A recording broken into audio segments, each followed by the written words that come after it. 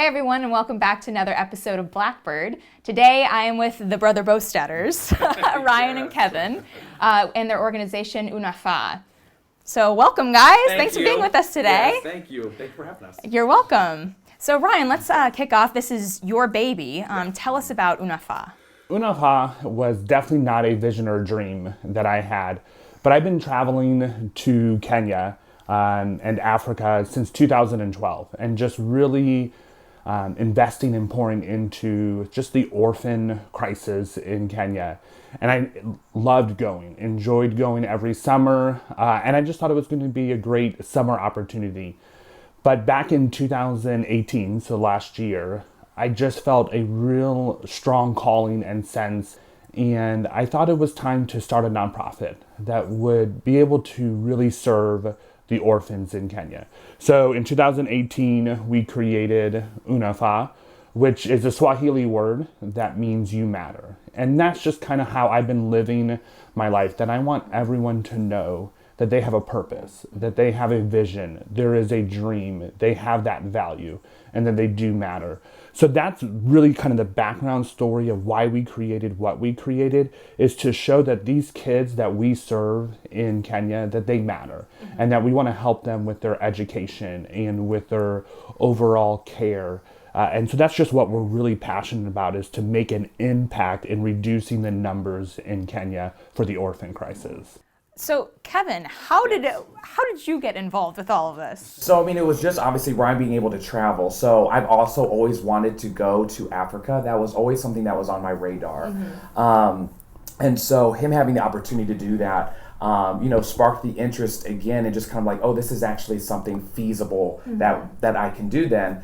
And he just came back and just raved about it, just talked about how much he loved it, about just the need that's there.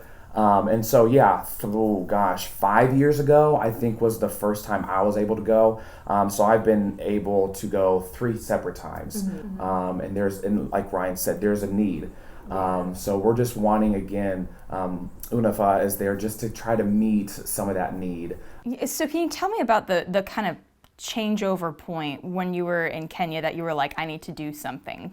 A lot of times, they always need projects in school and education. So there's always a need, right? There's never not a need. So that's a hard question to ask, because you're going to get hit with lots of needs. But in this conversation in 2018, the director of the orphanage that we have a strong partnership with and a relationship with, he just looked at me in the face and just said, let people know what we're really here for. And that is to make a difference in these kids and adults' lives. What I learned was to be able to do ministry full-time in a country like Kenya, you have to purchase land. I thought that was kind of a later step, a later process. So that was kind of the eye-opening thing that we received while we were there. So the goal now is we are looking at purchasing about 10 acres of land in Kenya. So we are currently raising funds for that. That's going to cost our ministry about $100,000 to be able to purchase that land. Once we have that land, then we can establish our NGO. We're seeking and asking and praying that more people will come alongside and be able to donate and give on an ongoing monthly basis, so that we can hire more individuals in Kenya. Because it's not going to be individuals like Kevin or myself or others. Yes, we want to go there, move there, and live there, but we don't want to be the ones doing the ministry or being kind of the forefront. We want to really empower and equip so they know they can do it. What are you going to be doing with the land? What are some of the programs or projects you're going to be able to produce with this land? The one thing that we've learned as well is homeowners don't really exist in Kenya unless you're kind of at the top, right, of the economic or the economy. And so the first projects we want to be able to do is to build housing for our staff. So like our project manager, we would love for him to be able to move there, but be able to provide a home for him. We want to be able to build homes or temporary homes for traveling teams. Our vision is and goal is to continue to send teams on a yearly basis, more than once. So we would have then homes for the traveling teams. There we also, soccer is life, or football is life in Kenya. If you bring a soccer ball ministry is already existing for you by just having that tangible item. Then we want to move into full-time ministry. One of the big ministries is what we kind of affectionately call a safe house. This is dear to my heart. What I've learned over the years is kids are left on the streets. I think anyone can realize when you're on the streets, you're not safe. And so having a safe house will allow anyone, children, to be able to come to our home temporarily while the social workers and law enforcement are able to figure out their story. Because Tara, if there wasn't safe houses, and there's only one that we know of in Kenya, the children have to go to prison. They're called a remand home in Kenya. More cases than not that I was surprised was a lot of abuse in the homes. So the kids feel like the only way that they're going to survive and have a life would be on the streets. So that would be our very first ministry building that we want to build, is this safe house that's open 24/7, that will allow social workers to come in, law enforcement to come in, and have these kids have a safe place to sleep, some, food, and just get that emotional, spiritual, and physical nurturing that they need, so that we can then hopefully provide another great opportunity for them to be successful. Another difficult thing, people ask, how was your time in Kenya? And I said, this was a great but hard trip for me personally, because I wanted to be intentional and purposeful. I found out where we want to have a permanent residency is the number one area in Kenya for human trafficking. That's the next ministry that we want to build, is a place for women and mothers to kind of get some counseling and rehabilitation.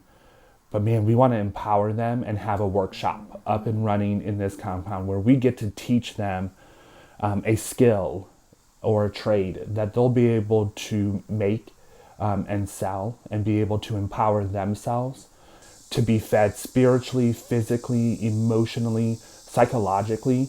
Lots of counseling needs to take place where we will have ministry as well.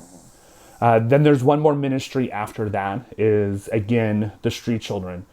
There's just no place for these kids in a safe environment. So there's a lot of young men. The girls are always picked up first, which is reassuring that any little girl on the street will be taken home to a safe house or to an orphanage, or hopefully be able to find relatives that will be able to take care of her. But then there's just left with, boys and young men.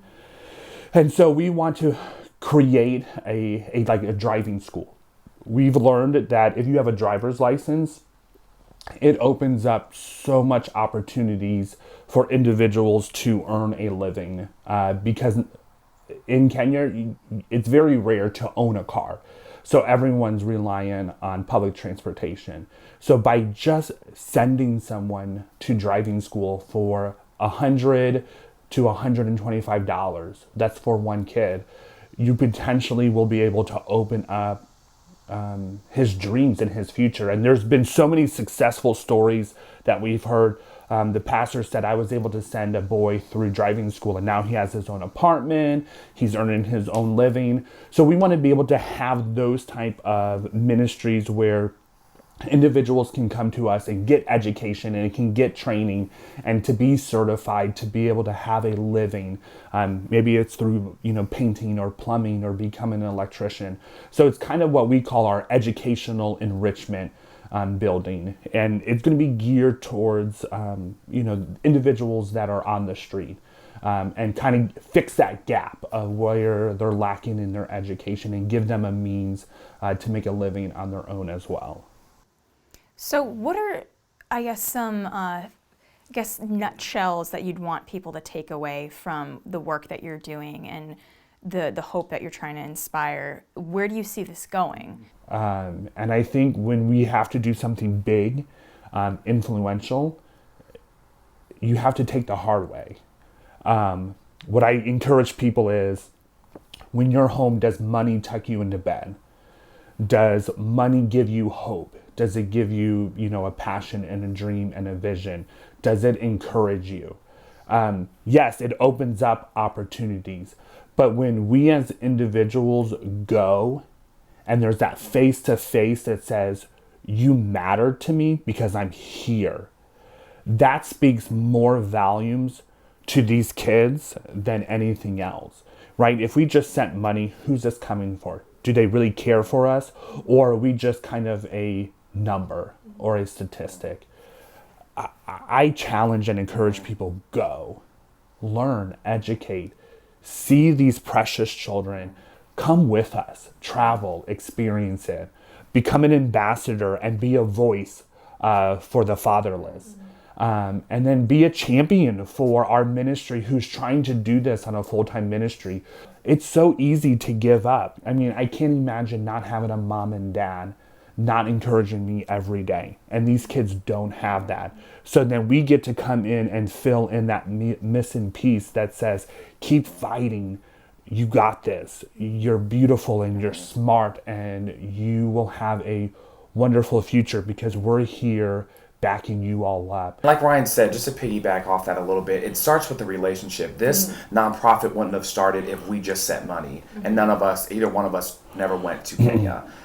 So I think, again, just being a face and stuff like that just makes a huge difference. And that's why, again, we're staying in the region that we are, is because those relationships have been built. We've been working with teachers, with government officials, with people, and it just makes things so much easier. There's obviously been some cultural barriers. Working through that, though, again, it's just amazing to see the biases and things like that to just break away. Some of the comments that we've had from teachers that we work with is, I never trusted a Mzungu before. A Mzungu is a Swahili word for white person, until we got there. And so you're seeing that's a whole other way of healing.